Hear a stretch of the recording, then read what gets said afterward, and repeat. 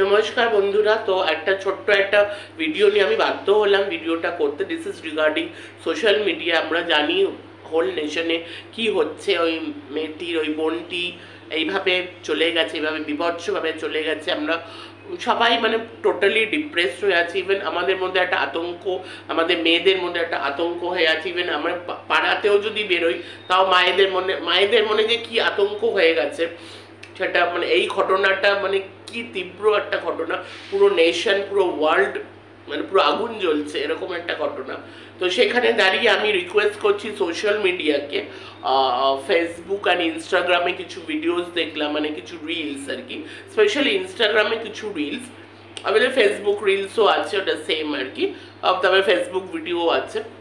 আমি বলতে চাই এই ব্যাপারটা যে কতটা মানে সিরিয়াস, কতটা যে সেন্সিটিভ সেটা আমরা ভালো করেই জানি।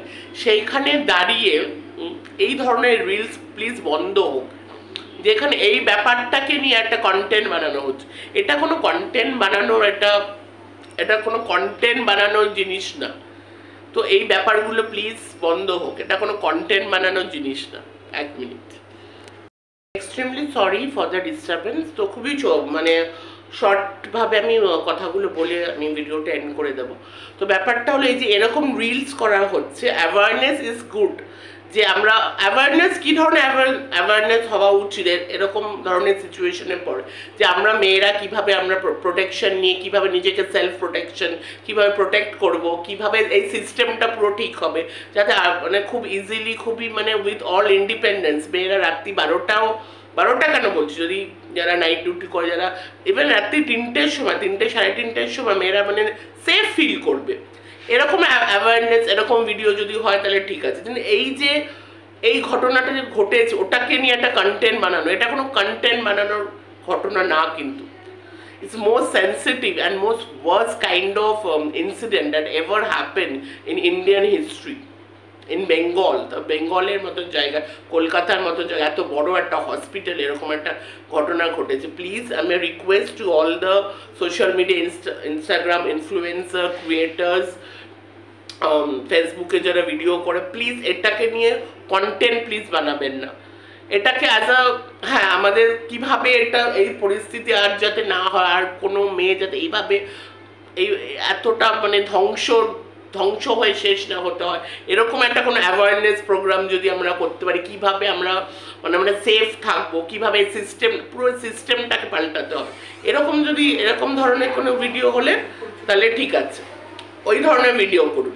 কিন্তু এইগুলো বন্ধ করুন যে ডক্টর কি আর কেউ হবে না, নিশ্চয়ই প্রতি বছর এটা তো চলতেই থাকবে। আমি বলি না, জীবনটা চলতেই থাকবে, ডক্টর প্রতি বছরই হবে, আবার কোনো না কোনো সময় নাইট শিফট, নাইট ডিউটিও করতে হবে। এই যে কন্টেন্ট বানানো হচ্ছে, একজন মা সাজছে, মেয়ে সাজছে, তাহলে তুই যাস না, তুই ডক্টর হবি না, নাইট ডিউটি করবি না।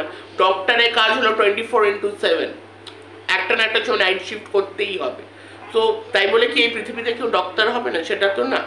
আর আরেকটা প্রজেকশন দেওয়া হচ্ছে, দেখুন পুরুষ যারা পশু, তারা পশুই হয়, ভালো পুরুষও কিন্তু আছে, তো তারা হিউমিলেট হচ্ছে, তারা কিন্তু ডিপ্রেশনে বা চলে যাবে। ওরকমভাবে আমাদের প্রজেক্ট না করাই উচিত। যারা পশু তারা পশুই থাকে, যারা মানুষ তারা মানুষই থাকে। সব পুরুষ কি আর এরকম?